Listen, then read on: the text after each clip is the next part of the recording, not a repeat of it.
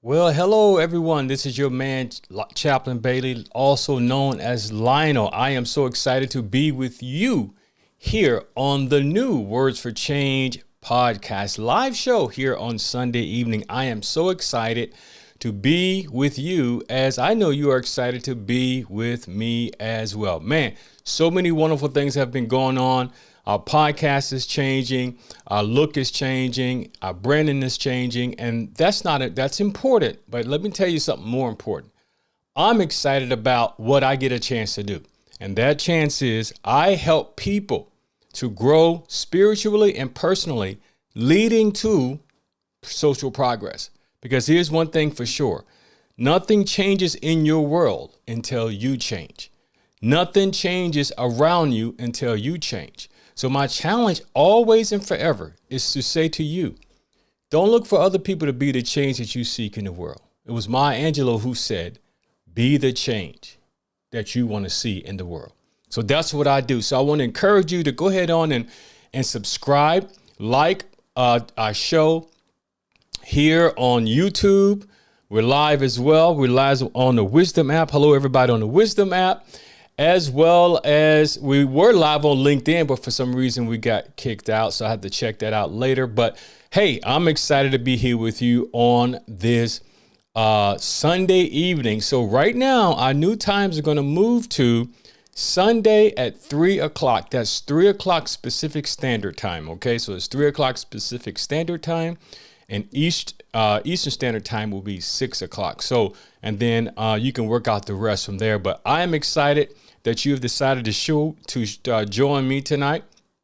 And I'm excited about everything that I have to share. We're going to talk about self-determination. Boy, what a opportunity and what a topic. We're going to get started. Go ahead and like us, share. Before we get the show started, here we go.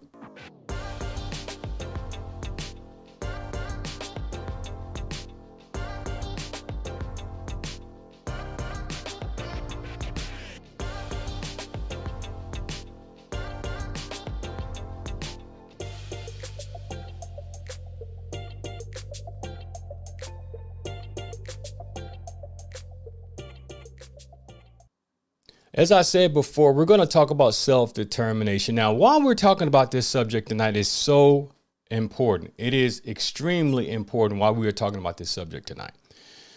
It is important because Most people that I encounter, as well as people you may encounter, are always looking for something that matters in life. They're looking for something that's bigger than themselves. As a matter of fact, what we have also discovered is that people will often blame other people for their current predicament. And so if you find yourself in a situation, or if you're with someone who's blaming you for something that happened many, many years ago, or blaming you because of the divorce you may have had, or you blaming yourself for that matter, because things are not going the way you want it to go, that's problematic. And it's problematic because you're not allowing personal responsibility to play a part in your life. Now, this is vitally important when we look out on our world. So if we want to take this conversation from a personal standpoint to a communal standpoint, right? There are many people who are in predicaments, whether that's poverty, whether that's lack thereof, right? Poverty or relationship difficulties or whatever the case may be, who are blaming other people for where they are. Now, obviously, there are social conditions. There are systematic things that happen that keep people from being able to progress. But when we think about studies that have shown all throughout life, right, all throughout history, is that one of the greatest ways to overcome any challenge that we experience in life is self-determination. What I like to call self-determination theory, right? It's not just my theory, right? We're going to talk about that here in a minute. But I want you to think about this pain point. The pain point is, are you frustrated? Are you blaming someone else for the lack of progress in your life? Are you in a situation right now where instead of turning internally and saying, what do I need to do to change this situation? Are you blaming other people, or are you taking responsibility for your life? That's vitally important. Now, one of the most important, let me share something here. I want to share this presentation this evening that I think it's going to make sense to you, right? It's going to come home. And here's why. Most of the people who have made any tremendous impact on our society had to come to a realization that they were responsible for their own predicament, right? And one of the greatest individuals, in honor of Black History Month, that represents that to me is Dr. Martin Luther King Jr. And so tonight, I'm just going to take a few minutes to talk about Dr. Martin Luther King Jr. and this whole concept of self-determination theory, right? Because what people will have a tendency to do is to think that what happened during the civil rights movement was only about marching, even though that, making a public marketing display of injustice was exactly what the civil rights movement did. Martin King also called it the dramatization of injustice. In other words, we want to get people to see what's going on, because one of the ways that you override a system of injustice is you make it public. And this has been a critical practice that we see all throughout our world today whenever we are capturing injustice with our on social media with our cell phones. Does that make sense? So what I'm saying to everyone out there is that what we've noticed is that one of the ways that we get at injustice is that you have to dramatize it. And the civil rights movement was nothing more than a dramatization of the injustices that were happening during that time. But something that's critical in that concept that we need to understand is this whole concept, this whole idea of self-determination theory. And I'm going to talk about that here in a minute, but I want you to take this into mind, okay? And this may shock some of you, but the truth is this: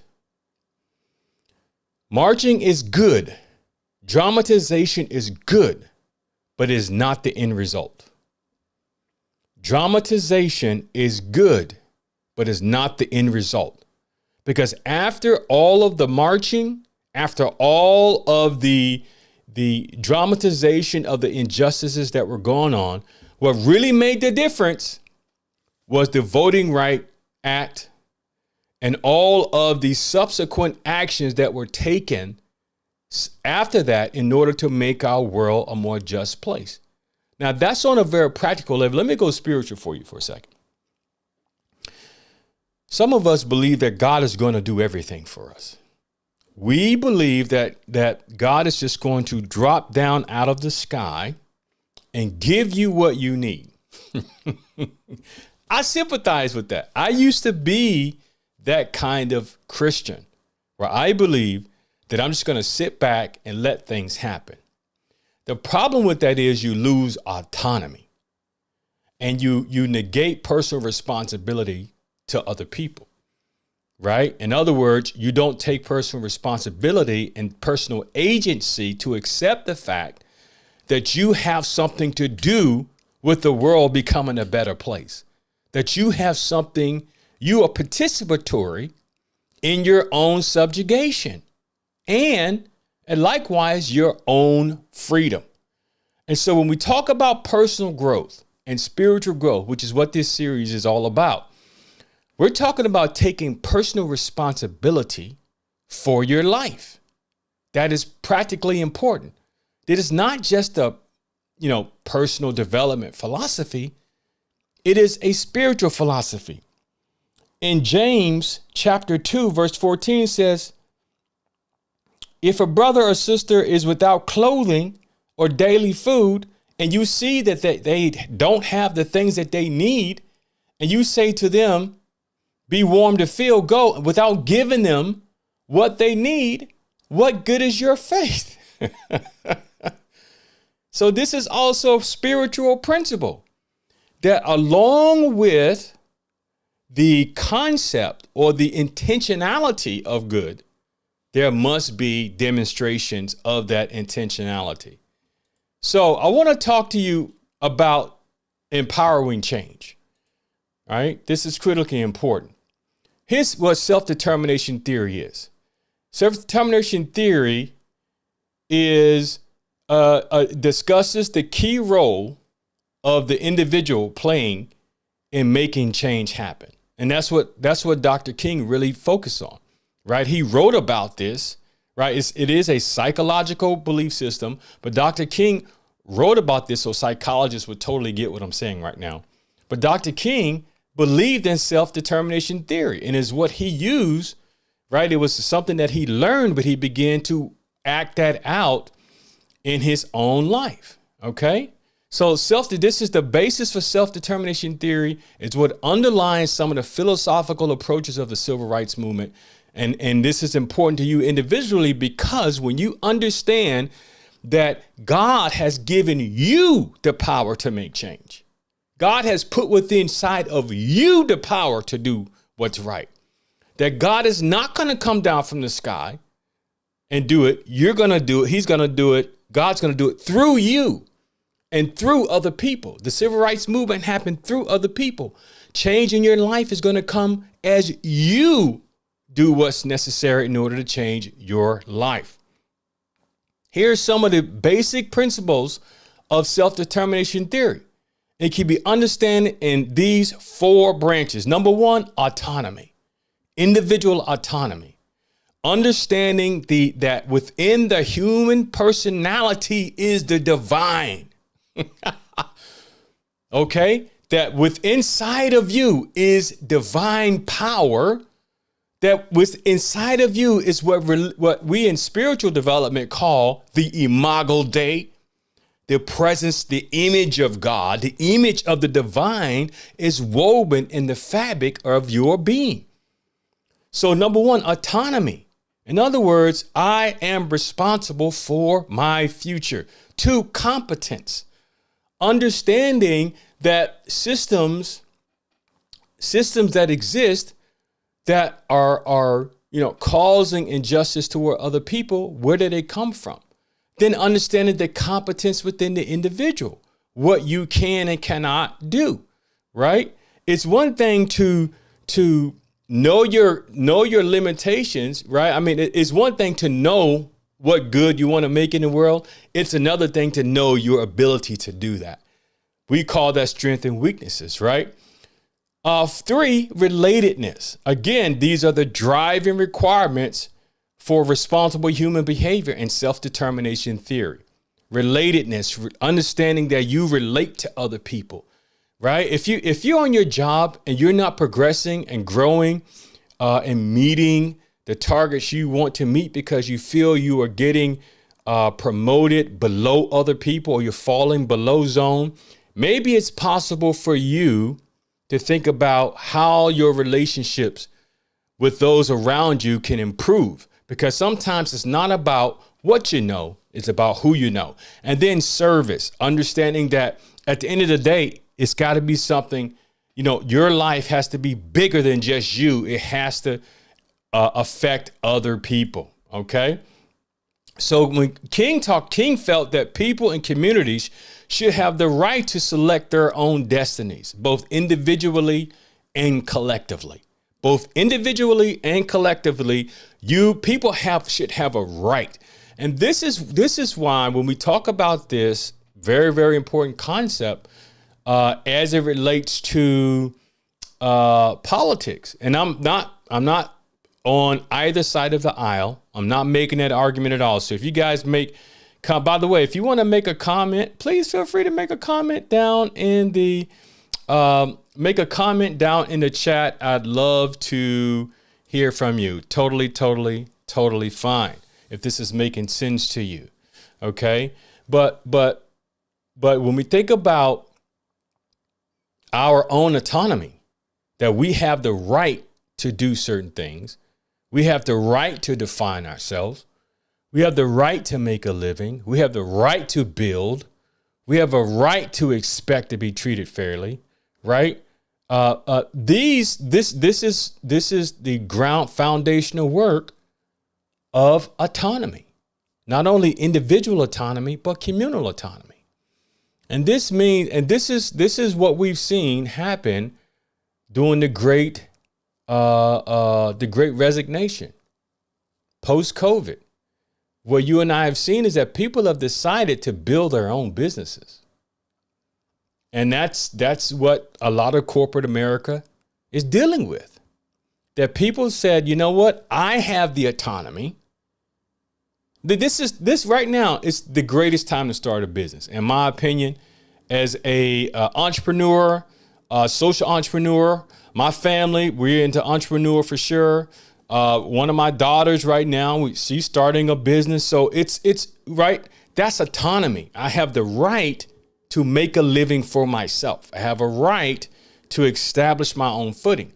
So this is a part of self-determination theory, understanding that you have the power, the autonomy to build. And that's what Dr. King was a proponent of, that we can not only look for a system to change, but we have to do our part as well in order to see change. All right. And so, again, King's perspective on competence, right? Individually, King believed that we must have a conviction that we are somebody. We have a belief in human personality, that we can do the things that are important for our life, and that communities require the necessity, the knowledge and resources in order to be successful. So now King began to address the house. So he's not just talking about the individual, he's talking about the social structures that must be built and moved. Now that's communal. But think about your life. Think about what this means for you, and we're just about done. But think about what this means to you individually, right? What social structures, what structures in your personal growth and development do you need to set up in order to move you towards your destiny? Is it, I need to get up early in the morning? Is it, I don't have a true vision for my life? Is it my physical fitness? Is it my emotional intelligence? My psychological state of being is not where it needs to be. I need better mental health. I need a counselor, right? I need an accountability partner for those who are spiritual and understanding this. These are the kinds of things that I mean when you can take this whole big stream, this whole big concept of communal competence, take it to an individual level. As structures need to change socially, so does your own structure in your life needs to change, right? Another example would be this. The people you surround yourself with have a gigantic impact on your ability to succeed. So if you have people around you who are always takers, you'll never be able to go so far because those people are holding you back. Okay?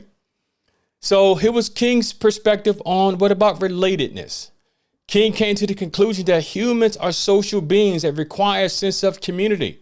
King saw the use of nonviolent protest as a means to foster a sense of community and solidarity. In other words, we're all connected together. Humans, connection, community. This is all important. What I do to myself, what affects one directly affects all others indirectly. No man is an island unto himself. Every man is a piece of the continent, a part of the main. Any man's death diminishes me because I am involved in mankind. So never sin to know for whom the bell tolls. It tolls for thee. When you die, it affects me indirectly. Now, this is a very important statement I'm going to make, and I don't want to trigger anyone, but I want to say this. This is why suicide is such a sensitive topic, and why people fall on so many different ends of the spectrum. There are people who can totally sympathize and empathize with a person who wants to take their life. But do you know that, guys, there are many people out there who hate to hear about someone taking their life. They call it a selfish deed. Now, I'm not going to make a statement. I'm not going to make a moral judgment as a pastor, as a chaplain, as a human being. I deal with this situation quite a bit, right? But here's one thing that we do need to understand is that suicide is so hard because it's a self-reflection. It not only hurts, obviously, the family, but everyone who was connected with that individual is felt. They feel it. And you leave them vulnerable. So then one of the most common things that I hear is people say, I should have did this. So when a person takes their life, what they're essentially saying is that what's important to me is all that matters. Right? And I'm not making a value judgment, whether that's right and wrong, or moral judgment. I'm just looking at it from a communal perspective. Right? This is why people have issues with it. And we're not talking about this, but we need to talk about it because it's vitally important. So what I'm saying is that we are all part of a community. And when we learn to be fixed on what our responsibilities are to each other, then we can begin to understand how our actions play a part in another person's well-being. Okay, here's the conclusion. Martin King's perspective of self-determination theory and the significant concepts of his activity. In other words, not only did he understand the theory, but then he went forward to do things, right? He started in 57. He started the Southern Christian Leadership Conference. In 55, he was part of the Montgomery bus boycott. In 63, the March on Washington. 63, also the March for Freedoms and Jobs. 68, the year that he died, Poor People's Campaign, right? I wish I had a picture to show you. I been to the Rain Hotel in Memphis, right next to the Mason's Temple, not too far down this way from there, right? But in other words, the point that I'm making is this, is that there was something he did as a result of his belief. There's something he did as a result of his belief, and you can do the same, right? You can do the same. It's not just going to happen. Right? You have to do something to make it happen. And so I want to encourage you to hear what I'm saying. If you have a question, make a comment down in the chat. I will definitely respond to that. I want to say to all of you who are listening all over these social media, social audio platforms, I am happy that you have decided to join me, and I hope this information will be beneficial to you. All right. I really, really hope this information will make a gigantic difference in your life. I believe it will. I believe it will impact you. And my prayer is that your life will be better as a result of what we have talked about today. So once again, thank you guys for listening. Thank you for coming on. I've hit my time marker. I look forward to seeing you next week right here on the Words for Change live podcast. Sometimes with guests, this time with me. But today, what we have given you will help determine your next stage of life. Be blessed. Talk to you soon. See you next week.